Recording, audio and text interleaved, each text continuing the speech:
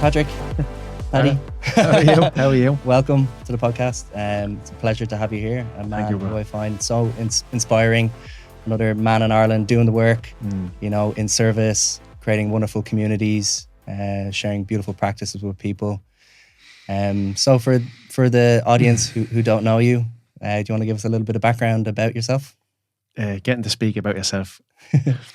I'll try to put myself in the two pairs of mouth so I can just speak flowingly. I'm a Wim Hof Method Level 2 instructor. I've been practicing that personally practicing it since 2019, professionally since 2020.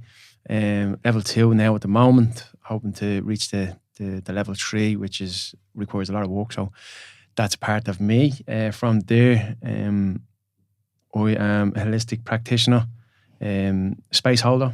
The practitioner, when I say practitioner, I mean that I'm doing that personally. So a personal practitioner, where I'm reaching out to people that can hold the space for me, but also I'm learning to be able to hold the space for myself. And then as a facilitator, then we would hold the space with holistic medicines, ranging from simple meditation to breathwork, to cold therapy, to cacao, to rabe, sananga, and if people call to psilocybin. That's a bit about me on that side of it. Personally, I have 2 beautiful kids. I'll say 3 beautiful kids. My wife, Aoife, she has a beautiful son, Keegan, and not claim him to be my own kid, but definitely love him like one of my own kids. He's a beautiful child. You have Ruben then, my biggest teacher, Ruben. He's just beautiful. He's 10 now. And then you have Kyla, who is just spirit. And I'm very, very grateful to be in a position in my life where I'm able to observe my kids through their eyes, you know, instead of observing them through my eyes and saying what they shouldn't do and what they can't do and how they should be and so on. It's actually very calming to be sitting in a room when kids are doing stuff and your adult perspective is saying, no, don't do it. But then it's very calming knowing that it's actually okay for them to do it, because all they're doing is learning. One of the things Kyla is doing is that she wants to do everything that I'm doing or everything that Eve is doing, regardless of what it is. And in her, I was only speaking about it the other night, in her eyes, it's like, I just want to store something. So she sees me making a cup of tea and she wants to make the cup of tea. She wants to press the kettle. She wants to put the tea bag in it. She wants to pour the water in. She wants to store it. She wants to put the milk in. She wants to do everything. And in my eyes, I'd have that done in I wouldn't even have to think about doing it, just be done. But when my daughter wants to get involved, I have to actually think about everything. I have to think about, right, she's kicked that, because like a child's hand goes into the mug, it might not come back out, and then she moves her hand and the mug's off the side of the table, pouring the water, like I'm holding the kettle, but she just has a hand on the back of it or something like that, and it goes in. I have to think about everything, but it's that patience to be able to think about everything that I'm so grateful for, because I just get to experience so much. And that's what I'm saying about Kyla. Like, Ruben is a massive teacher for me, because I just see a lot of my own wound in me, father wound. I see a lot of my father wound in Ruben, and I'm looking for approval from him as a great father. I'm a great father, and I'm looking for that. I would ask him, "How are you feeling, Ruben?" He'd be like, "I love his brain, I love his attitude, I love his way of thinking." It's just like, "Yeah, grand." Like, no, Ruben, that's not good enough. I need more. I need to tell me why you're grand. Tell me why. Tell me why, how you're feeling, where are you feeling, because that's on me. It's like when I was growing up, I look at my father wound and I say to myself, well, I wanted that from my dad. I wanted him to ask me so I could tell him how I felt. To be seen almost. In loads of ways. And that's just a perfect example of Ruben, of how he is so content in himself, where he says, yeah, I'm grand. But I look at that and say, am I doing something wrong? Why isn't he telling me how beautiful life is, or how we're feeling? Why isn't he telling me that he's feeling sad? Like, why isn't he telling me that he's feeling ecstatic? I'm like, what is that? And then like that, you do the work in this and you realize, well, actually, that's just a reflection of me looking at myself as a child, wanting to get that from my father, not being able to receive that from my father. Now I'm a father. I'm not receiving what I want to receive as a child, so I think there's something wrong with it. But my child is grand, like. He obviously has his own thing, wherever that may be, but grateful for the awareness to be able to sit in his space and feel that for myself, and not look at him to say, oh no, there's definitely something wrong with him because he's not giving me the answer that I want. When it's actually like, no, that's a perfect answer. Wow. So I'm going, beautiful. My children are my children are my biggest teachers. Yeah, Ruben, definitely biggest teacher for me personally with all my stuff. Kyla is a teacher in how I'm able to see things so new. Fresh eyes. Absolutely fresh eyes. She taught me how to breathe. Wow. Like, ironically, there was one day I always had this vision that when babies are breathing, they have their mouth closed. So mouth breathers. Yeah, I've learned about mouth breathers where people just and from a child, like as a baby, if a baby's breathing incorrectly as a child, the whole face get more stiffened. They have a thinner chin, their eyes are droopy, and they all like the whole face is dropped, and the teeth are all crooked and stuff like that. Sorry. So that was on my mind about Kyla being born. At the time when Ruben was born, I had no awareness of self, never mind anything else. Yeah. So I was aware of that with Kyla, and I'm watching her one day and she has her mouth open. I'm like, oh no, she has her mouth open. Gonna be taping it shut. I was trying to lift her chin and all of us. She just has her mouth open and she's breathing. But what I copped was and I'm thinking when you breathe through the mouth, you're automatically connected to the chest, which is shallow breathing. It's part of the breathwork that connects you to your sympathetic stress state. I'm thinking that what's going on? She's breathing through the mouth, something's wrong. But I'm looking at her belly and her belly's just going up and down, nice and calm. The diaphragm is like engaged and everything's on. I'm like, mouth's opened, diaphragm's going up and down. Okay, grand. So I'll pick her up and I'm holding her there and she still has her mouth open. But what I copped was, and this is a beautiful way of how she taught me how to breathe correctly, was she had her tongue stuck to her palate. And anybody can do it. If you were to open your mouth now and breathe in and out through your mouth, you'll do it. But as soon as you stick your tongue to your palate, you go automatically to your nose. So your nose, that's what you meant to correctly breathe. You meant to breathe through your nose. So when she was doing that, she was having her mouth relaxed and open and literally asleep, her whole body relaxed, where her tongue stuck to her palate and she was breathing through her nose. And in that moment, I'm like, looking at a 3-week-old here baby here, showing me how to breathe, because I never knew that. So I started doing it. I do it in my daily life. So, for instance, if I'm lying in bed, I want to relax my jaw where it might open, but then I'm conscious of breathing in through my mouth. But I just stick my tongue to my palate and my jaw can relax, and then I'm breathing through the nose. And breathing correctly before you go to bed will definitely put you to sleep, and like that you're out, you know. Amazing. But like that, Kyla, I could speak this whole podcast and what love that and what has come through. Oh. But again, I attribute to it the fact that I'm doing a lot of work on myself. You know, I'm doing a lot of work, personal work on myself, and I ask myself those tough questions of where I'm not showing up on a professional and a personal side. Amazing. To where I have a child here that is teaching me so much. Fresh eyes, like you said, fresh eyes. And then I have Ruben to remind me to keep doing the work. I'm like, because I have a lot of shadow there, you know. And 2 children just like that with a lovely balance, and they have Keegan and my wife Aoife. Personal.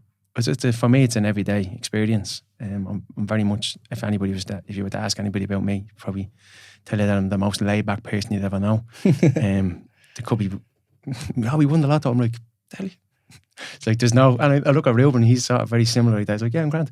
Even when we're going out and doing things, excursions or hikes or anything like that, everybody's all big smiles, celebrating. I'm like, this is great, this is nice, and this is lovely. And people do look at him, it's like, why aren't you excited? Like, what's going on? It's like, no, this is deadly. Very content. Very, very content. Yeah. So very laid back. But knowing that I'm able to be like this because of that work that I'm doing in the background. It's amazing. It's so wonderful to hear like another dad, you know, like doing that work on themselves for the family, you know. And I think, you know, same myself doing this work over the last number of years, I think the greatest work we can do is in relationship, you know, with our partner and with our kids is something I'm learning as well. Like my daughter's my guru, 100%. She connects me to play, fun, joy, freedom, knock something over. Oh, well, continues on, you know, doesn't get attached to anything. And they can just be such beautiful teachers, can't they? Yeah, definitely that. And that's why I said, look, about from how I'm able to be shown so much through my children is because I look at their environment through their eyes. I have to actually say that to myself. So for instance, and give an example, like Ruben and Keegan's up in their bedroom, like they're playing the game, whether they're throwing each other around the room playing wrestling or whether they're on the actual game they're playing it. There's a lot of noise coming from that room. And I could do the old school where I swing the door open, shut up, and start screaming in. Or I could actually say, what is going on up there? And then I walk into the room and I go, lads, just bring it down a notch. Yeah. I'm not telling you to be quiet, and just bring it down a notch. So that's me put myself in their perspective of what they're actually doing. They're doing nothing wrong. Yeah, kids are being kids, you know. Exactly. So it gives me that teaching of looking at myself again. And then with Kyla, literally an everyday experience of like this, that whole word, that it came to me, and it made a lot of sense to me. You are everything and nothing at the same time. I always heard that. I was like, all right, what's that mean? And then when Kyla was born, I realised that she is everything and nothing at the same time, because how she's nothing and everything at the same time is because she has no attachment. She has no awareness of attachment. And one of the things I always say is that when she was looking at me growing up, she has awareness now of herself and who she is. You wouldn't believe. But when she's growing up, she's not looking at her father. She's looking at herself, because she has no she doesn't know what her father is. She just sees an image of something. And I always say, do you ever see when you ask a child to wave, or they wave back at you, they always wave with their hand palm facing them, because that's what they see. They see you doing that. Yeah. And they see a palm facing them. Fascinating. So they're just reflecting what they see. So they're not saying, oh, there's me dad waving at me. They're saying, oh, there's me waving at me. Because there is no attachment to self. There's no awareness to disconnection. So when she's born, when she was looking at me, I was like, she is everything and nothing at the same time, because she has no attachment to anything. Nothing. Like when she may be looking around the room, and in her head she's looking around the room, but in her world she is the room. Do you know what I'm saying? Because there's no sense. There's no separation. No separation at all. Yeah. And that's how I give that example. Is like when you always see a child waving like that. That's so funny, yeah. And then you get awareness to say, oh no, I'm waving back at somebody. I'm not waving at myself anymore. Yeah. I'm waving at somebody. And that's when the penny started to drop. But that was one of the things that Kyla taught me, was that. And again, I always try to bring myself, and Reuben, it's like, try see yourself through their eyes and see what you can learn. And it's mad how quiet you just go. Yeah. You know, it just to be sitting in their space and they're just doing their thing and you're just quiet and it's like, it's like reliving your inner child almost, isn't it? Like when you have a kid, I feel like Fiona is reflecting so much to me in terms of, maybe things that I thought are important and what things are important to her, and how she just wants to be creative and draw and mess and play and be free. It's kind of like, where are those parts in me? Where am I not being creative? Where am I not being free? And she just shows me like, oh, that's where my inner child's at. Well, it gives you an opportunity to actually recognize where you're not connected with that side of yourself, because it's unfortunate that so many children have to go through disconnecting themselves from that source to connect into an energy, like a father or a mother who's not aware of themselves, and they're literally passing on that, and the mirror reflecting it. So when a mother comes in angry or a father comes in angry, and it's not like you can't be angry around your kids, but if it's an unconscious thing that the kid is seeing and the mother or the father's not aware of it, that kid is literally just saying, whatever I'm doing is wrong and whatever they're doing is right. So that's what they start doing. They start playing it out. Yeah. And I see that a lot with a lot of kids that I know. I see a mini mother or a mini father, and it's no fault of their own. That's where I always allow forgiveness to come in for self and others. If you're truly unaware of it, what sort of blame can you put on yourself? Yeah. Like, so have that compassion. Parents are doing their best, Absolutely. And I tell you what, we're living in an abundance. We're living in the Garden of Eden. We're living in a utopia here. The stuff that we're able to do as men and women, where I know my mother and father I don't even know if they could even dream of this stuff. They have no awareness of it. Them dreaming of stuff back in their day would have been a full meal. All the kids dressed, running a warm house. Yeah. That's their dream, kind of way. And to do that back then, to have the most basic needs met, men and women of that generation had to sacrifice their spirit almost, physically, mentally, sacrifice so much. And then they get to a point in their life where they're looking at their daughters or sons moving out at 18, or where they forced their daughters or sons to move out even younger than that because of whatever they're going through that causes violence in the house or causes resent or causes anger, that the next of all that's just them left, and then they're looking at their partner that they probably hate, that they forgot how to love, or they realise, oh, married you, and the only reason we married you because the two of us had a child together and we weren't meant together for kids, exactly, sort of narrative. Yeah. So there's a whole generation that went through all of that, but I look at us, our generation, how lucky we are. And I always say it, we are the very first generation to be able to do this. In how long? Like, when was the last time men got together. The way me and you were doing over a podcast, but like, men, when was the last time men actually did that so normally? Oh, you got to do a podcast? Grant, I'll do a podcast. So what was the podcast when men did this so normally, where it'd be usually sitting around the fire anyway, and to be talking, but it wouldn't be talking like we need to sort stuff out. It's just like, I just want to meet around the fire. Like, what are you up to Thursday? Do you want to come to? I'm lighting the fire. Hey, I'll go up.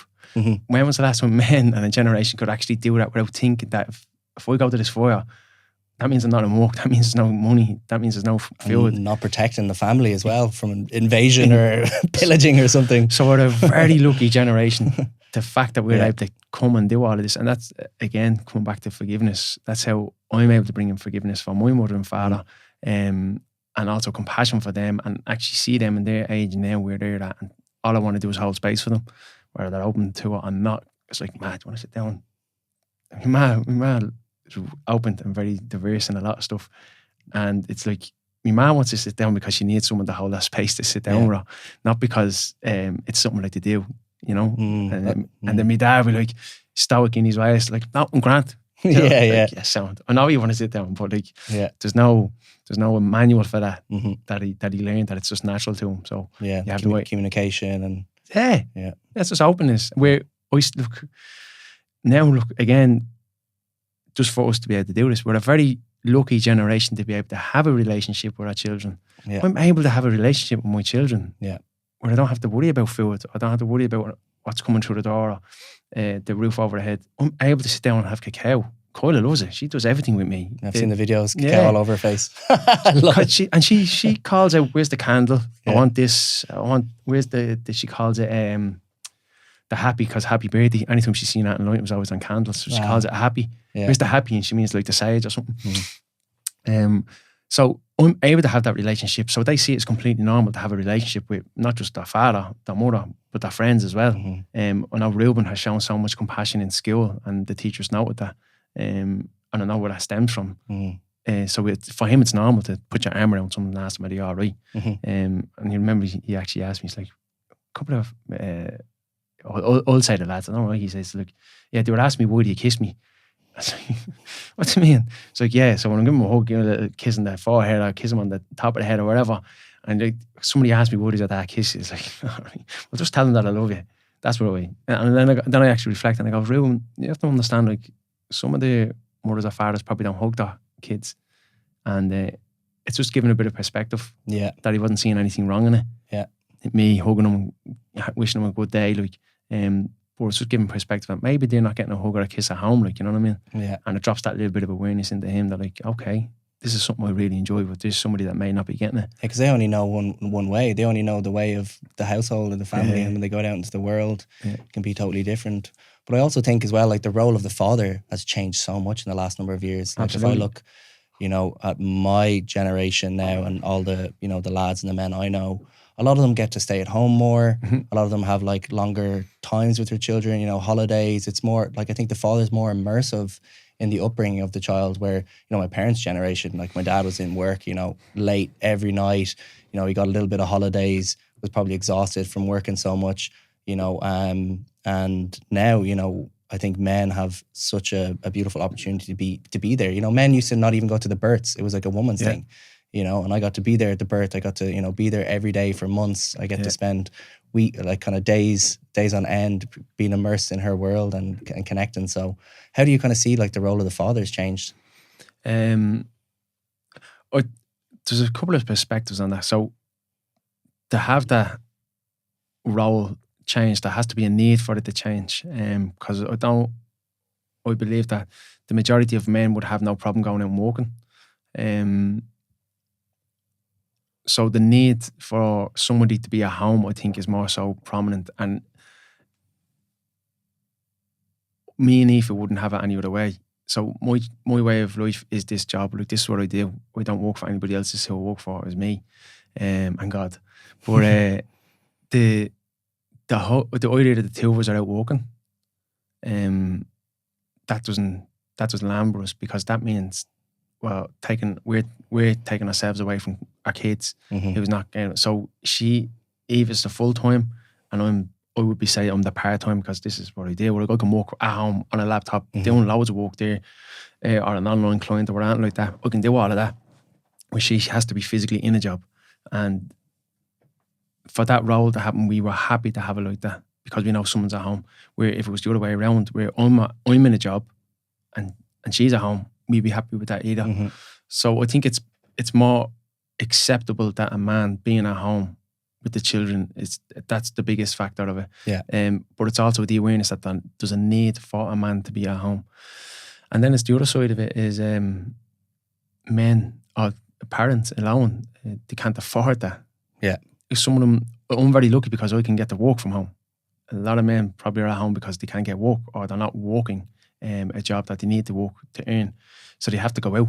Yeah. Do you know what I mean? They have to go out, and then that's two parents taken away from that child. But I think there's an acceptance for men to be at home, that role, to be doing that. And it's absolutely beautiful because it brings so much balance. And here's the thing, from looking at Eva can pick up, Eva can go to work, be out of the house all day, come home and bring an energy to the home like she's been there all day, you know, and does it like that. And that, I believe that's directly linked to being a mother, where you can have a man go out all day, come home, and it'll take a very long time for him to bring an energy like he hasn't been out all day. And whatever that is, we can discuss it, but that's speaking from the eye. So I see that, and I've learned from that when I'm away from the family all day, that when I come home, I have to remind myself not to go on like I've been out all day, and actually go on like I've been there all day. So I'd walk in and just flake out on the couch, and the kids would be jumping on me, or else I'd be doing something and I'm making a cup of tea or food or something, and the last thing I'd be talking about was work, how tired I am, or anything like that. And that's just a conscious thing that I have to do, because I see when Aoife walks in, she's like, you just walked the whole day, and now you've come in here and you have an energy in this whole home. Mammy mode. It's like I was out all day and I came in, it's like, oh, I'm delighted to be home. Yeah. She comes in, I'm like, I'm delighted you're home. Because that energy she's going to bring is going to bring, it's definitely that mother energy, mother feeling and reassurance that you're being looked after. I think that's more natural for a woman to be able to do if she's out all day. Where if it's a man, it's a lot harder for us to get into that role. We're a type of, we need like a lot of alone time, solitude, a way to disconnect, to reconnect, type of thing. Yeah. I think with women, they need to be in a space, to be surrounded, to be connected with something that's purposeful. And men, obviously, more purposeful as well with men. But I think that whole idea to rebalance ourselves and restore balance and to feel something's like, okay, I just need 5 minutes. And if you give me 5 minutes, I'm good. If you give me 10 minutes, I'm even better. If you give me half an hour, great. If you give me an hour away from everything before I actually walk back into the house, that's it. I'm there for the rest of the night. Yeah, it's kind of like men need to really like fill their cup first and then move into that place, where I think women almost like they can almost put their needs out there and then focus on the children, and then they replenish almost through that. I think that I kind of see it like that now, you know. Well, I see that with Aoife. I definitely see that with Aoife. She'd be coming in and just like, I was like, stop, sit down, just after having a full day, sit down, do your thing. She's like, no, I'm grand. I think, right, can't stop you. Like, if you're gonna do what you're gonna do, that's gonna make. I'll be like, the house is grand. It doesn't need something done to it. Just sit down. I'm gonna make a cup of tea. Sit down. She's like, no, just do my thing. Boom, boom, boom, boom. She's flying around the house, and then she'd sit down whenever she wants to sit down. But like that motherly nature and nurture is there for the kids as well. I do laugh, like when I'm walking outside the house, Coda's like that waving me off, and Eva's walking up the stairs, Coda's like, where are you? You know what I mean? She's chasing after her man. So it's just like, there's something definitely there. There's a different energy completely there, that when the mother's in the house, the children know it. When the father's in the house, the children know it. And again, I'll always go back to gratitude, that there's a balance in that home like that, because a lot of children are growing up without their mother and father, whether they're separated or whether they've passed, or whether they're just that relationship of, to think about it, so you could have a mother and father there where the energy is causing the child to not feel like there's a mother or father there. Physically they're there, but like disconnected. And it's kind of one of the funny and interesting stories that pops up with a lot of my friends who are having kids at the moment, who work full-time jobs. They're like, you know, I'm up at 6 a.m, go through the traffic, work a full day, traffic back home. I knock on the door, and then my partner's there with the baby. All right, your turn. I've been here all day. I've been giving it loads. And they're just like, you know, where's the time for me in this? So like, what would you kind of say to men who are in that kind of space? Like, I can tell you now, and here's my experience. I'm very lucky that I grew up when I was working 9 to 5 in IBM, and now I work, the hours that I work are my hours. mm-hmm. So when I was working in IBM, Ruben was born, and I was working 9 to 5, and I was professionally fighting. And now, when I'm my own person, I'm able to work my hours. And Kyle was born. So here's what I can tell you right now. This is how often I'd see Ruben. I'm going to IBM, and that was out in Damastown. So I'd be leaving the house at around, to beat traffic 6:30, to sit in traffic 7 o'clock. So if I wanted to just zoom to work, it'd be 6:30, I'd be leaving. If I knew I was going to be sitting in traffic till around 8 o'clock, it'd be 7. So between 6:30 and 7 o'clock, I'll be leaving in the morning. Ruben's asleep. And this is Ruben from the time he's born. Ruben's asleep. And then I'll be out all day. And then I'll be coming home from work. And then I'll be professionally fighting. So I'd have probably an hour at home before I'd had to leave again. And then I wouldn't be home till 10 o'clock. So I'd have an hour to see Ruben do something. And I wouldn't be even aware of it, because my head would be like, get me gym bag, get food into me, da la la. So that was an hour to get to see Ruben, and then I wouldn't see him then till I got home, but he'd be in bed then. At that time, he'd asleep. So that would go on, and I went down for nearly 3 years like that. And then the professional fighting stopped, and then I stopped working in IBM and so on. But a part of me has a massive father guilt for missing that moment in life with Ruben. And Kyle is the reminder of that, not the father guilt, but the reminder of what I missed out with Ruben. So I missed out on the most simplest things with Ruben, and that is sitting in front of your child having his breakfast. That's seeing Ruben running around in a nappy. That's seeing Ruben doing things, talking, moving, saying things, climbing, falling, crying, all these most simplest things that I've missed out. And that has carried on to this day, of the father guilt that I have for missing out on that with him, because I get to do it with Kyle all the time. Yeah. And I can't picture Kyle past a day. I cannot see her past a day. Can't see her with long hair, can't see her tall, I can't see her doing anything that's any sort of like a 4-year-old, 5-year-old, nothing. With Ruben, there was always like, I'm missing everything, so I'm always seeing him at a bigger stage of his life all the time. And then when he was 3 years of age, just a penny dropped. So I had to work on that, and that was got to do my own personal work, that I got to walk around with him. So any father that comes home from a very long day of work and getting handed their children, my advice is to take those moments, because they're gone. They are going to be gone so quickly that you wouldn't believe. Next of all, you're going to be looking at a 5-year-old, a 6-year-old, and you're actually going to be speaking to them like they're 1 or 2, because you haven't grown with them. Yeah, you've literally bypassed it all, because I need time to myself. Have time with yourself, and believe me, all a child wants is to feel nurtured, loved, hugged. And 5-10 minutes, the child might want your attention for, and that's the attention span. Do you think the child has an attachment of like, I need to sit with me dad for the next half an hour just to get something from him?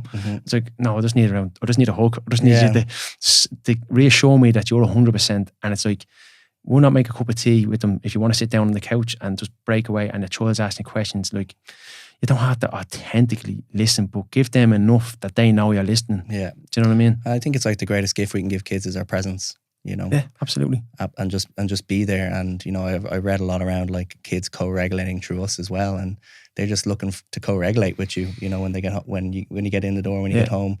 You know, I know when I'm stressed or something, Fiona even comes to me and she like starts to pet me in the head and relax me, and she does it for me too. So it kind of goes both ways. Yeah, absolutely. Speaking from the eye, I regret that looking back. Because I'll never get it back. I will never get those moments back with Ruben. All I can do now is build a relationship with him where I'm fully engaged with him. I listen to him, I talk to him, I'm just there with him. For whatever he's telling me about his match attacks, he's telling me about, I asked me about school, it's like 2 words out of him. How's it going today? Good. Come on, bit of context, Ruben. Give me something back. So I'm always trying to get something from him where I'm fully engaged with him. Because I know I didn't get any of that when he was born. Yeah. I didn't get any of it. I missed out on so much, and I had a massive moment in my life when I actually realised that. And I can't let that slip through my fingers again. I don't want to be looking at him when he's a 15-year-old teenager, saying where was he through like 3 to 9 years of age, 10 years of age? Where was I like? So you will only regret it, and that is coming from experience. that regardless of what age your child is, you can always start today, so it doesn't matter. And if you do enough work on yourself, you realise where you missed out, so you're gonna put the time aside to be able to work on that. But you will regret it because you'll never get it back. And Kyla gives me that gift every day where I don't have to think about it. Where Ruben, I'm reminded with Ruben, and it's not that I'm trying to fulfill it. I'm just asking what's he need from me in this moment. And if it's a simple, thumbs up, or he needs a hug, or he needs me to listen or talk to him, or open up a conversation, or ask him what's he watching, or what's he playing, or how's he getting on here, there, and everywhere. He loves football, so I talk to him about football all day. Not that I'm interested in it, but I'm like, let him. I want him to hold that space, like, beautiful. And he's so educated on it as well. And that's how I'm filling that cup with that side that we missed out on. So if you are coming home from an absolute murder of a day from work, like, when you are being presented your children, when it's all said and done, and you're in the last, if you everything got stripped away from you, all you want is your children around you. Like, your job is, you're replaced from your job tomorrow. Like, all that stress and all that. Like, if you do it today, someone is picking up your tools tomorrow to work. It's okay to feel knackered, tired, the whole lot, but just acknowledge the fact that there's somebody there that does need you for 5 minutes, 10 minutes, 15 minutes. That's the children, but then you also have the needs of your partner, whether it's your husband or your wife, regardless of who it is. They need needs as well, and it's a you can call it co-parenting, even if you're not split. The two of you need to cooperate. And if, say, for instance, you're at home all day, when the wife comes home or the husband comes home, that needs to be balanced out at some stage. Yeah. Do you know what I mean? Yeah. And if you haven't got the tools, you don't know how to do it. It's just going to be like, I've been working all day. What have you been doing? It's like, I've been working all day. What have you been doing? And it's like, okay, we need some sort of balance. Like, how can we speak to each other and we were actually hearing each other going that you've actually had a murder of a day. The child might have whooping cough, might have diarrhea, might be going through something, and you're just trying, and you can't even get a minute to yourself. You can't even have a cup of tea, say, because the child needs so much attention from you.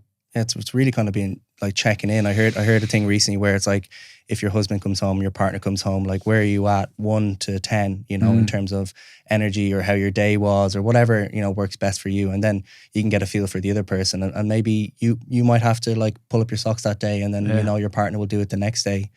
But I think as well with kids, like, what I learned is one of the greatest things that men and probably women can do is work on themselves is around like reactivity. It's like, can you give that spaciousness to your, how your child is reacting, or, what is the situation in front of you. And it sounds like you've really worked on cultivating a lot of that awareness around kind of reactivity. And it's not easy because, the shadow work, the stuff that pops up, like you said, going back into the narratives of maybe your dad, what he said, or, what society tells you. I'm very lucky because I get to hold space for a lot of people. So I have a constant opportunity to bring in compassion and empathy and forgiveness. Because when I hear someone else's story, I'm like, what would I do? No, I don't do it in the moment, but I'm able to reflect on it. I was like, what that person is going through. And it's easy for me to say what I would do, but I'm reminded of what I'd do in that situation. So it's like, I could say, in my head, it's like, forgive the person. But in their head, it's like World War III. So what's the even point in going there with that? You nurture to another space. But for me, I'm able to reflect on those moments. So when anything is coming up in my life, I'm able to always use the tools, and I'm constantly regurgitating or telling myself all the time. It's like, what would I do? What would I do? What would I do? What would I do? Oh, here's an opportunity. Now, put your money where your mouth is. Like, it's like, this is what I do. Put the work into practice. Exactly. Now that's just through the work that I am doing. And then there's also offering yourself up to actually go to a facilitator and participate in actual doing real deep work where you can bring out your shadow without feeling the shame or the guilt or anything like that. You can bring it up and say, this is me, and all me glory. I need help. Yeah. And then in a safe, sacred, held space. Exactly, yeah. And so when that comes to the surface, you could be, and it's beautiful to get someone else's perspective with no emotional attachment. Like, you can go with your friends, you can go with loved ones, you can go with partners, but majority of them will only want what's best for you through their perspective of you. Yeah, they'll have their own biases and prejudices and what they learn for work for them, but mightn't necessarily work for you. Exactly. And when you go to someone who's really has really good deep knowledge about this work, it's not that they see what's good for you. They see what's good for you in that moment. Do you know what I mean? And then you know how to hold that space. Be the container. Yeah. it starts. I love self-reflecting or reflective listening. I love that, and it's a beautiful tool to actually use if you're ever in a dispute or an argument or something like that with somebody. Instead of trying to get your point across, just simply repeat what that person said to you. So you're telling me, and you repeat every single word, because now that person who said that has heard something from someone else's perspective and words and vibration and energy. So you're telling me that you're not going to be here tonight. What do you mean? I never said that. Well, you just said it. You just told me you're not going to be here tonight. But it's that it's that reflective listening. I love doing that with people that are in front of me because they hear it back differently. They don't hear it through their own thoughts, or their own energy, their own self-limiting perspective of themselves. So when they hear it back, it's like, well, I don't mean it like that, but I'll tell you what, and then they repeat it differently. They say something differently, and it's just like you just repeat that back a little bit to them, and then like, well, and then long story short, they end up getting to the answers themselves. It's like, maybe I should actually just let it go, or say sorry, or maybe I shouldn't answer the phone calls, or maybe I shouldn't reply back in the text, or maybe I should disconnect from those people who are not serving me, because they're hearing it from a different perspective. And that's why it's always great. There's a proverb, 5:3, offer yourself up to the Lord and do not fall in your own understanding. And basically for me, that is, I constantly fall on my own understanding of me. I'm always, because my mind is one of my most powerful tools that I have. You take away my mind, then I'm going to have to really drop into the heart. Do you know what I mean? Like most men. So when I have the mind and it's in there, it's like, yes, I'm game ball here. So, but that mind can also be the one that actually tells you not to do stuff when you're meant to actually do it. And the reason why you don't do it is because you fall back in your own understanding. You give yourself your own excuse. It's like, oh, no, I don't need to do it, or I shouldn't do it. Be the biggest block. I don't need to do the work. It's like, you're not offering yourself up to something bigger. And another way, anybody that's listening to it can do it, is offer yourself up to someone that holds space. So I used this example before. I was like, if a loved one came up to you and they were going through a bad time and they asked you for advice, you give it to them. They roll off your tongue. I'm having a bad day with that person. My job, I want to leave it. I'm not on where I am in my life or what I want to do. It's like, right, kettle's on, sit down, tell me about it. And you would just back and forth having that conversation. That person would feel a lot better and lighter, hopefully leaving after that conversation. And that's them coming to you and you offering that advice out, rolling off the tongue. And then I say to people, what would happen? See how you so easily gave that advice to that person? What would happen if that was you coming up with all your blocks, with all your self-limiting beliefs, and sitting there in front of you and telling you in this, like a mirror image, what advice would you give? And all you do is just give the same advice you've been giving yourself all the time that has you in that place. So it's falling back on your own understanding. It's not listening to your own advice and going to somebody who actually can give you some sort of a direction and advice without any emotional connection. And that's why our advice is not for ourselves. It's almost like we give the voice we need. Exactly. So the amount of things that I do, right, I know none of that is for me. So with all the things I do, none of it is for me. I tell people to do the breathwork. The breathwork has saved me so much. It's got me into this place of where I am. But I know it's not for me. It's for somebody else. Because I've done it so many times, I'm constantly in that state of breathing where my body's regulated. And it's ingrained in me now. I can't go any other way. If I have a bump in the road, I know it's there for me to actually regulate me again. But I'm constantly being regulated through the breath because it's ingrained in me. So I know the advice of breath. It's your default. Yeah, it is my default now. So when I give people advice on the breath, it's not for me. If I was to try and give myself advice on the breath, I'm like, or I have to do A, B, and C and EFG to try and just get me to breathe. But no, actually, look, I actually don't have to do any of that anymore. It's already in there.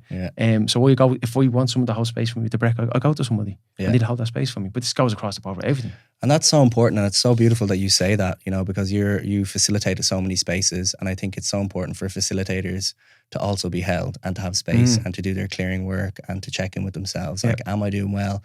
Is my cup full? What do I need to release? What do I need to shake off? I'd like to swing into like, what was the real kind of catalyst for you then into like this world of awareness, spirituality, plant medicine? Let's make sure that mug's all right. We're getting into the sea. I'll give it a little. I always, when I'm holding up a space, especially with the when I'm holding a space with the Wim Hof Method and I'm doing a workshop, I always bring this story in, because it's always good to go back to the origins of something. That's a question. How did you get into it? And it was from getting into the sea. Now I hadn't got a clue what getting into the sea was. And the only reason why I went down was because my brother Ray and Limo and Richie was going down. The three of them were always going down. And it was down at Low Rock and Portmarnock. And they were constantly going down. But I was coming in from work. And at that time, in my life, where I was in my life, it was just a really dark, low vibrational space, and I was going through an awful an awful breakup with Ruben's mother. The two of us were going through it. Ruben in the middle, and it was just brutal. And then when you're a professional fighter for 8 years of your life, and you knock that on the head, and the job you're in is something that just makes you go, oh. Doesn't fulfill you. Like everything's just low vibrational, so it's all gargle. It's sessions every Numbing. weekend, yeah. And then one day, like every day, my brother Ray was coming in from big bushy tailed, big bright eyes, and I'm like, yeah, Ray, what's things? He's like, you should come down to the sea. I'm like, no, you just go down, you just do it. And then one day he comes in and he just copped it. He goes, right, just come down. You don't have to get in, just come down. Just knew where I was, boy, looking at me, and this is like a professional fighter for eight solid years in my life, going to 9 years, and the thoughts getting into the sea, I was like, what is all this about? And it's like, me being stubborn, it's like, if I can do this, all right, I'm going to get into the sea. Get there, I was coursing the world. But when I get there, I see them, they're in the sea, they're in there, and it's the middle of winter, like. Yeah. And they're in there and all. And I'm like, what are these? I'm slowly getting changed, and I eventually get changed, and I'm walking into the sea, and it's down a Low Rock, it's full of stones. It's not like it's not like the shelters. It's an uncomfortable experience. Already, like, and it's freezing. And so I'm crawling my way in.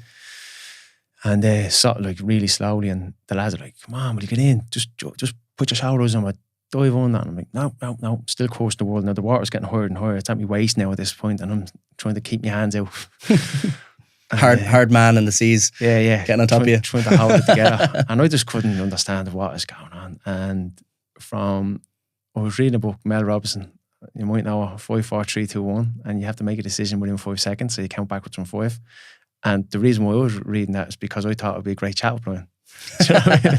I thought, like, if we find someone attractive, I'm going to go over and ask them. And then it was like, do you know Mel Robinson, girl? It's this book. And then that'd be like a big chat plan that I could talk about. And if I didn't swing me way, I'd be out there. Like, but that's sort of like this ego thing that I had. Like, I could use that for this, instead of like actually really benefit me and using it for my own benefit, real benefit. But I didn't understand benefit at that point. It was just like self-destruction mode. But my mate Richie and my mate Liam, I was like, Robinson, 5, 4, 3, 2, 1. I was like, oh yeah, I could actually use this here. So when 5, 4, before I got to 1, my head was under it. No, I dived on. And I didn't know what was going on at that time. But the only way now, when I reflect back on it, how I explain it, is it was like those moments, you see Hollywood moments when someone gets baptized. Yeah. And they go underwater. Born again. And they come back up, and it's just like, wow, I could see all the colours. Yeah. At the time, I didn't know what was going on. When I reflect back, it was that moment that I had, because when I came back up, I was so present in my life. Yeah. And the last place that I was in my head, but I could hear the waves. I could see the waves. I could see the colours. I could hear the birds. I could hear laughter. And then I started laughing, and then I wasn't cursing anybody. Everything was just beautiful. That was the moment when, that was the catalyst. That was the shift that happened to me when I went under and I came back up. And I was laughing, and I didn't feel the cold. I actually loved being in it.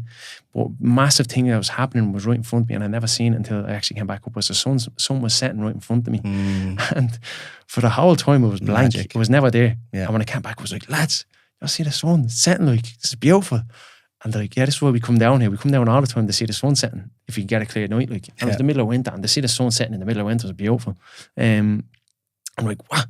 So this is what you're doing? They're like, yeah, we come down here, we get a dip, and with the sun setting, we get to see it. And that was right in front of me when I was getting in the water, but I couldn't see any of it.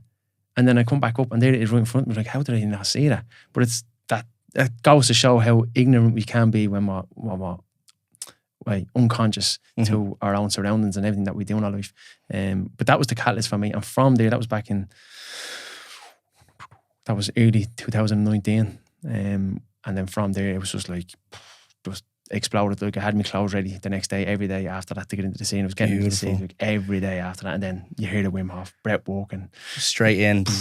Like come the end of 2019, I made the decision I was going to be a Wim Hof instructor. And yeah, that was my go-to. I was like, why isn't everybody doing this? Because you're one of the first Wim Hof instructors in Ireland, were you? Or at least was there a few other people? Definitely. Well, it only really started around that time, like more people going to, into ice baths and absolutely. I'd say when I got into it, I'd say there was probably 10. Oh wow. Yeah, wow. 10 in Ireland at that time. I think there's only one level 3. That's Neil O'Morkill. He would have been one of him and John. The two of them, those two lads would have been definitely the catalyst for the first 2 people in Ireland to be Wim Hof level instructors, level 1, 2, and now level 3. But when I got into it, I'm very grateful that I got into it pre-COVID, because everybody had to make a choice in that time to really knuckle down on themselves. Where I was just doing it because that's where I was in my life, and it wasn't a thing. It was really I found my purpose in a lot of ways. Wow.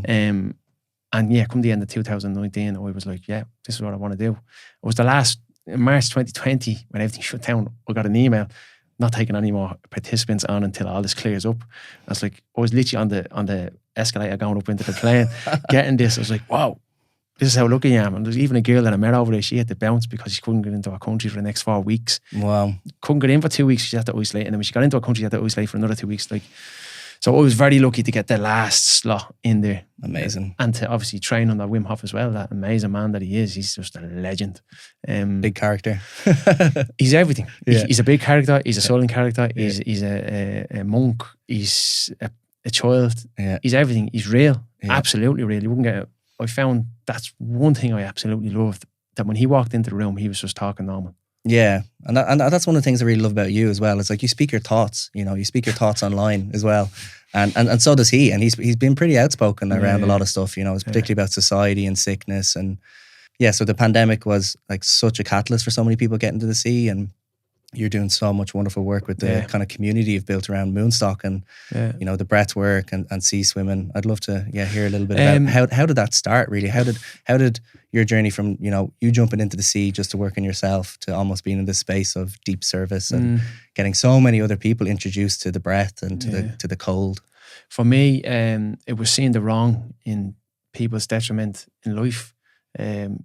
And I couldn't understand it, especially when I went over, and this is in the height of the pandemic, of everything that happened around that, where everything shut down.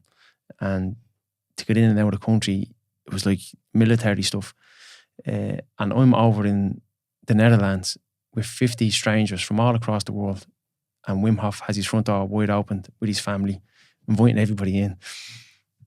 And a lot of stuff was said over that weekend that I learned. If this is something that you're going to put your heart to, you have to be of service for others when nobody else can be or won't be. So I put myself forward. Like when I got back, I opened my front door to the home that I was living in Killock. I'm opening my front door. If anybody wants to come here, you're more than welcome. And I'd say well over 1,000 people came through that door. In single file, in groups, constantly going back and forth. Look, they'll have 3 sessions a day, the amount of people. And at that time, you couldn't go outside 2K, never mind 5.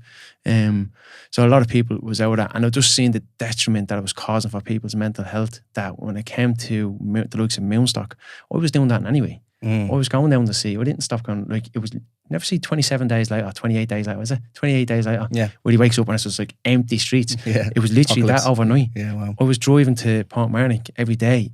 You wouldn't see a car, you wouldn't see a person. I'm like, this is strange. And you get down there, and one of the things, it didn't break my heart, but it was just like I felt it. It was like the amount of communities are being destroyed because of this. Where I always go down there and you'd see people in their 50s, 60s, 70s, 80s, right up to the 90s, 100s, getting in and out of the sea. And that would be their ritual, that'd be like their mass going down there, whether that's every day or. And there wasn't a sinner. And I just thought about all those people that's the reason why they get up in the morning and go out. And I kept thinking about this. And I as that was happening, I was getting more full in life, in spirit, in who I was. I was like, I can't actually contain this anymore. Yeah. And I would feel it's a disservice that if something happened to me tomorrow and I had all of this gold and or you held it to me. It's like, what? I can't bring it anywhere. Yeah. So I'm just going to go, this is what I'm doing. If anybody wants to join me, you're more than welcome. Yeah. It's kind of like that phrase, like the greatest thing is to like find it, and then the biggest thing you can do is give it away. Yeah, you know? So when it came to Moonstock, I know myself and Jen Healy, we came together where she was doing yoga and I was doing the breath. So she introduced the breath, or she introduced yoga and I introduced the breath. That was in 2020. And then when society's opinions started getting involved with groups coming together, there was a couple of articles of me in the paper about these groups gathering together. And also it's been said about us that myself and Jen was parted ways, but I still couldn't settle to be sitting at home when I know people are absolutely crippled at home and they just need something to come out with in life. And I just goes, right, pump myself, because I was doing it in anyway. I was coming out, I was going out every day. Every full moon, I was just going down to see it, observe it, and sit there. Whether I was on my own or whether I was with someone that I love, I'm just there and doing it. And I was like, I'm just going to let people know I'm doing this. So I put it out then in March 2021, and I had to do it covertly, like, you know what I mean?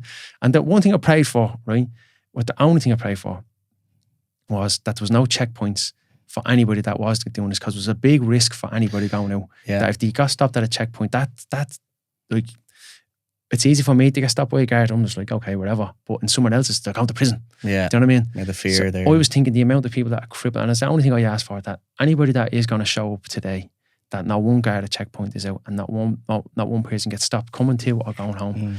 Because that could be the tipping point for them to really go south. And the amount of people that, I don't share messages that I get sent, but the amount of people that are alive today, it's not because of me or because of Moonstock. It's because of the community, that even if you're going there on your own, you feel like you're a part of something, because all of a sudden you're looking at people around it and like, all of these people are doing something that they shouldn't be doing, you know? Absolutely. And I think, like, you know, one of the biggest things that is under attack in Ireland is our communities, you know. And for me, I see you as such a beacon of hope and light in that, you know.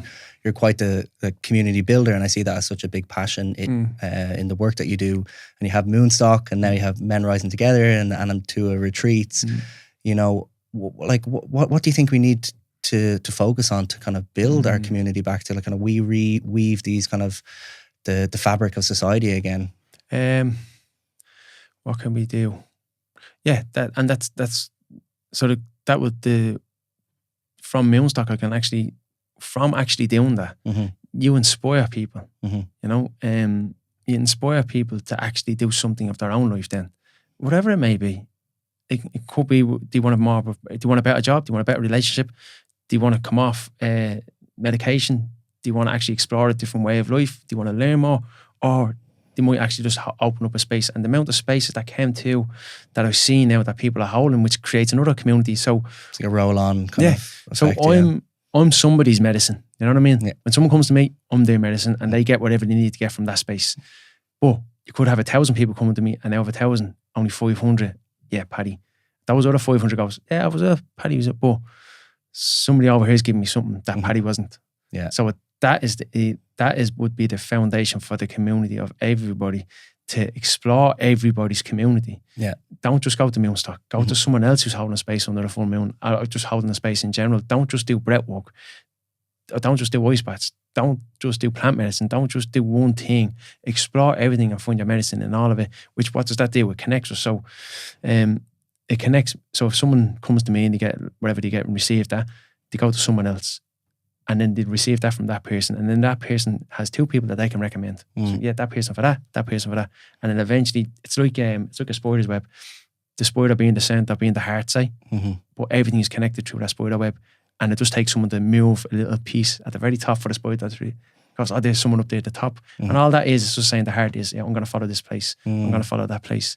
It's quite like a holistic approach almost, you know. It's like there's, you know, the way I see it, there's kind of many paths to healing and, you know, enlightenment, self-realization, but like no one path is the right path, definitely. You know. And I think, you know, what I love about you and kind of my own journey as well is, like, I have my feet on many paths. You know, I want all the perspectives. Yes. Because we only have one chance. We're humans.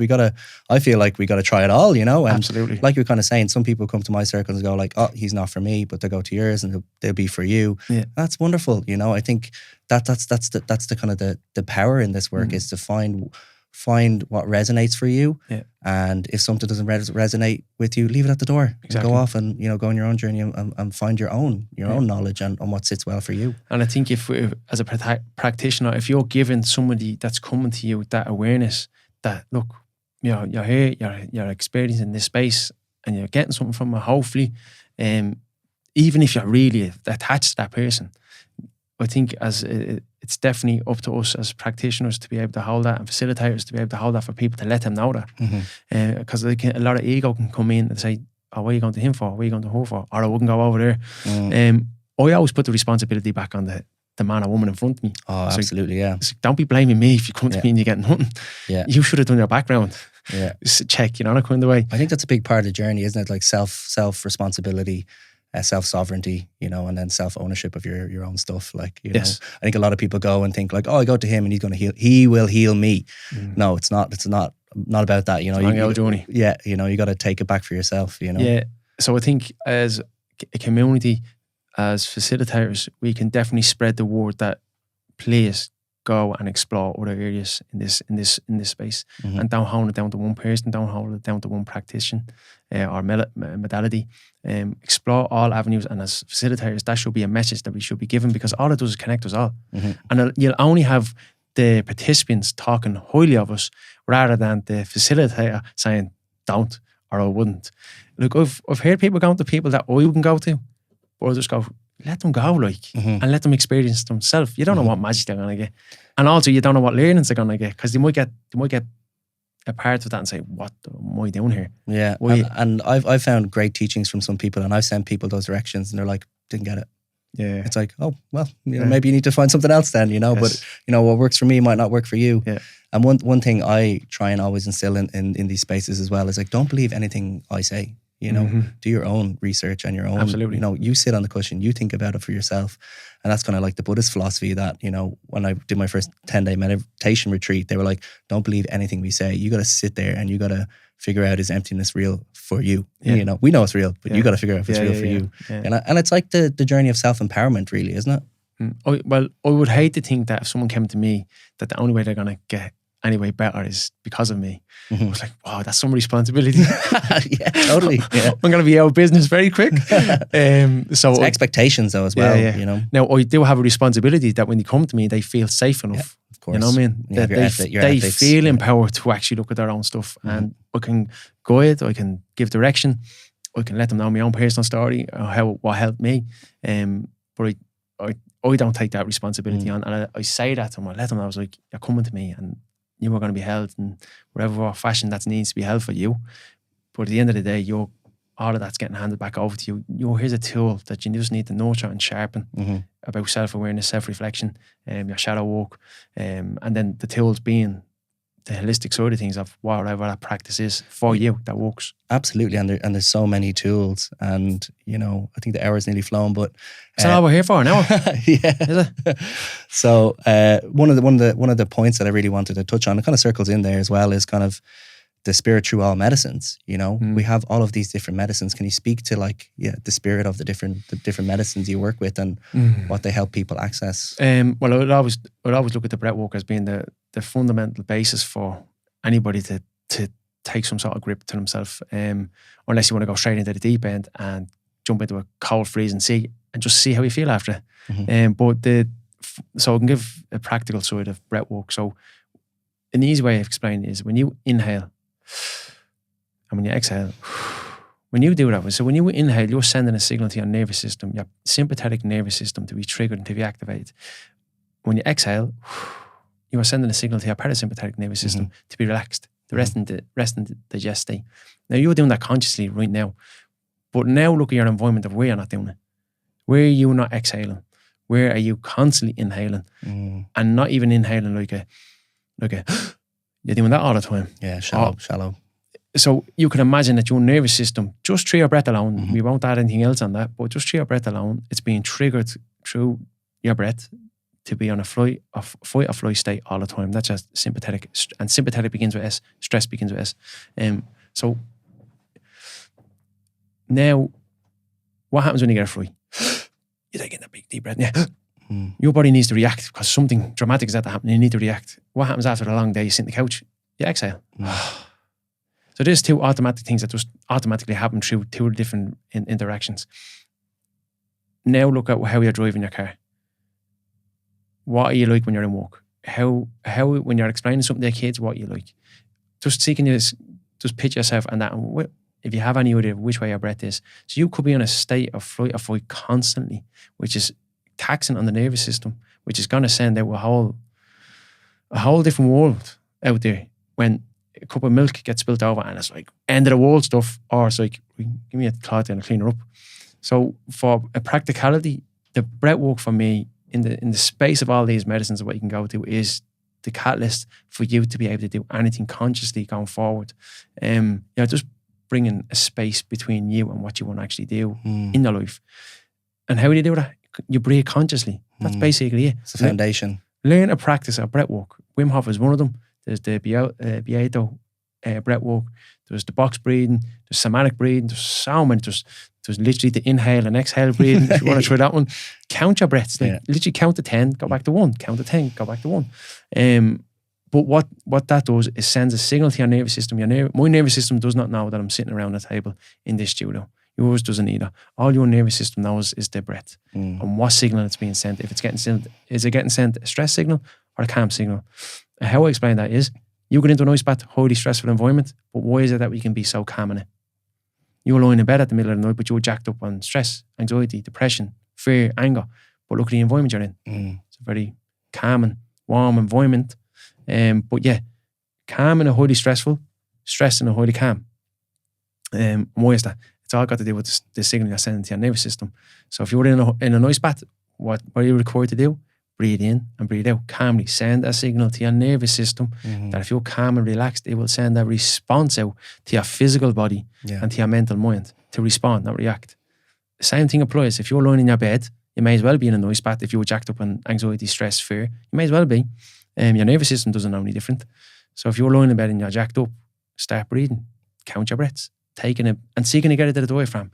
Up here, shallow breathing. You know what I mean? You're running out of breath through the mouth, seeking to start breathing through the nose.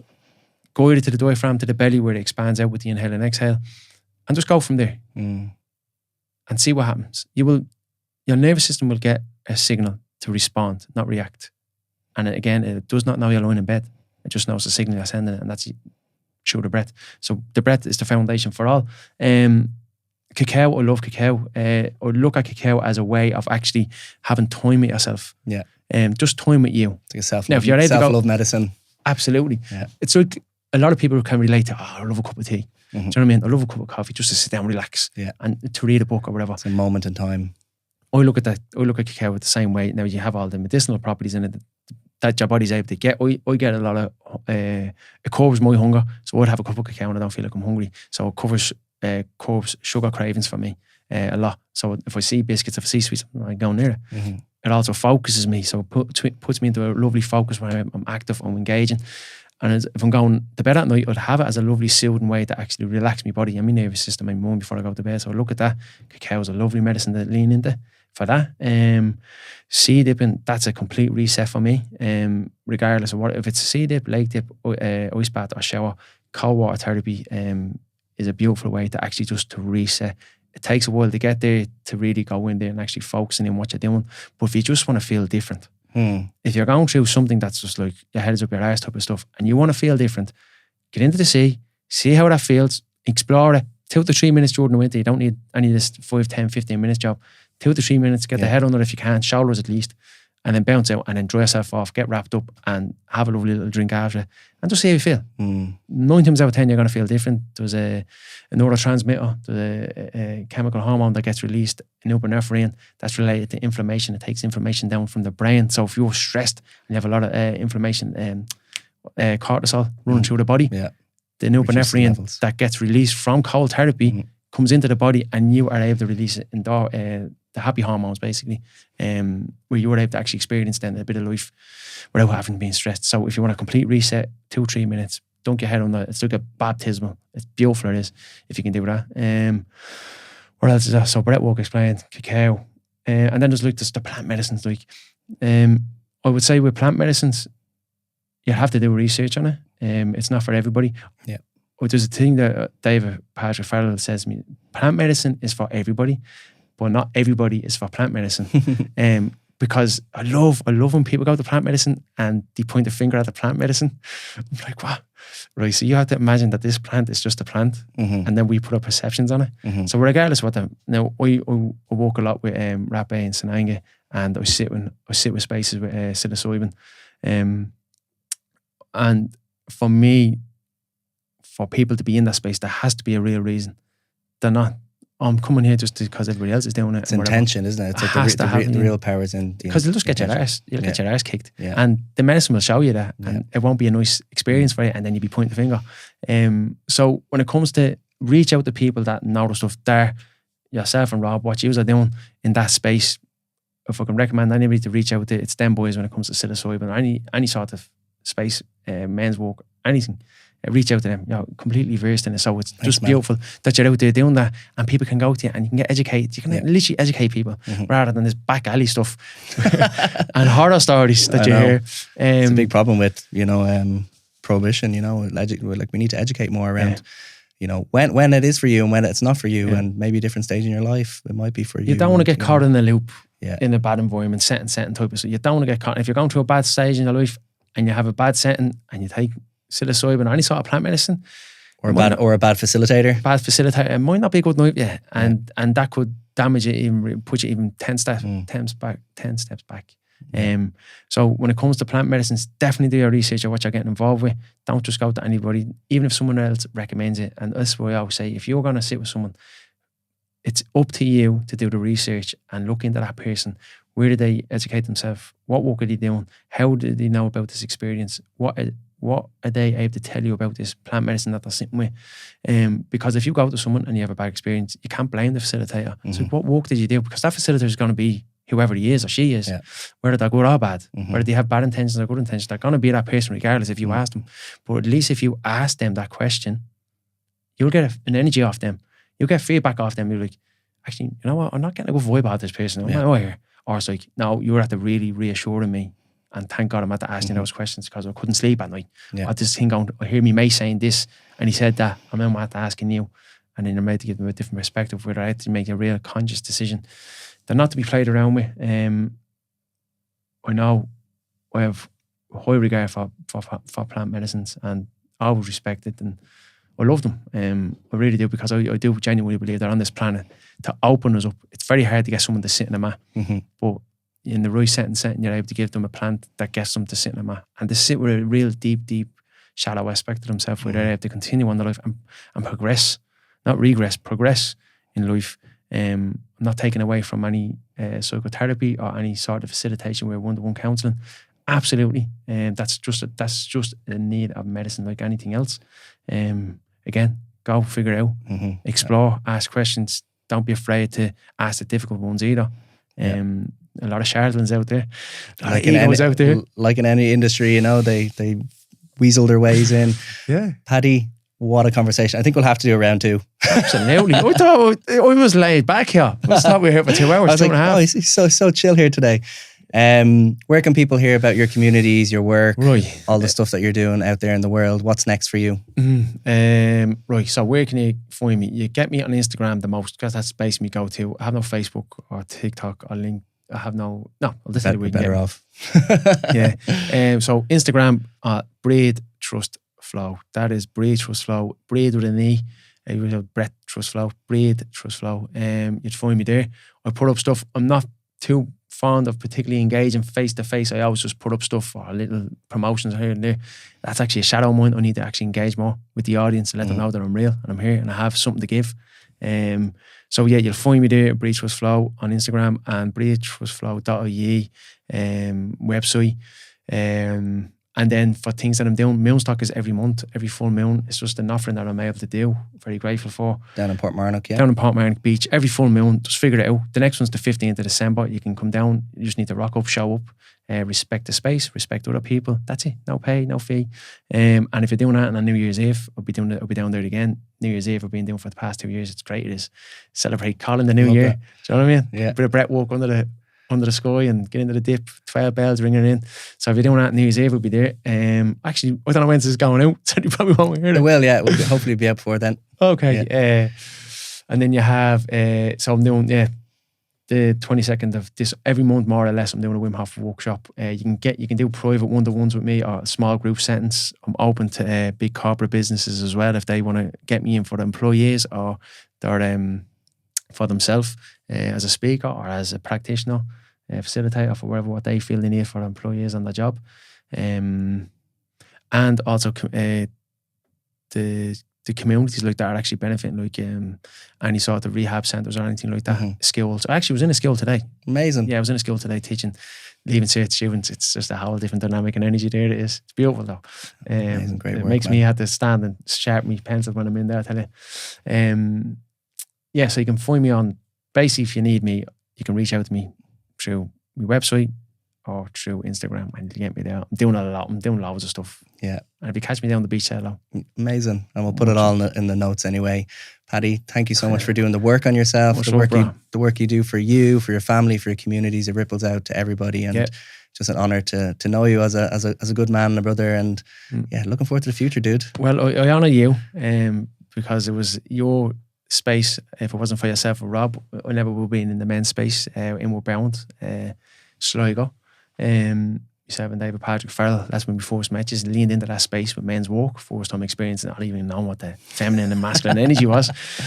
But that was a big catalyst for us, for a big shift in us, you know. And so I honour you and what yourself and Rob is doing with Inward Bound, for all of it, all the little nuances and the bigger picture what you're doing. Oh, so appreciate that. You and Rob, very first men I know of in this country that did that work and point work that you see so fondly being done now, so which is great. So thank you, bro, for that. Honouring you in that space. I appreciate that, and it's just so beautiful to watch you just flourish, and you know, let's get it going. You know, we need it in this country. We need more men showing up. We need more men leaning into those spaces. So absolutely. Check out Men Rising Together. I don't think you've even said the name. Men Rising Together. Sorry, Men Rising Together. You forget these things. Men Rising Together is an organisation for men. We also have Women Rising Together. We have one. Yeah, I love that. I'd love to see that now. Women Rising Together, 14th of December. Jump on it. It's open for all women. Being held by myself and Dave for the expansion for everyone to rise together. We get men and women together. But right now it's Men Rising Together. You find that on Instagram. Women Rising Together. You'll find that on Instagram too. Catch you soon. Amazing. Thank you, Paddy. It's been a pleasure. Much love, bro. One more. Grandma. Yoo-hoo. Daily.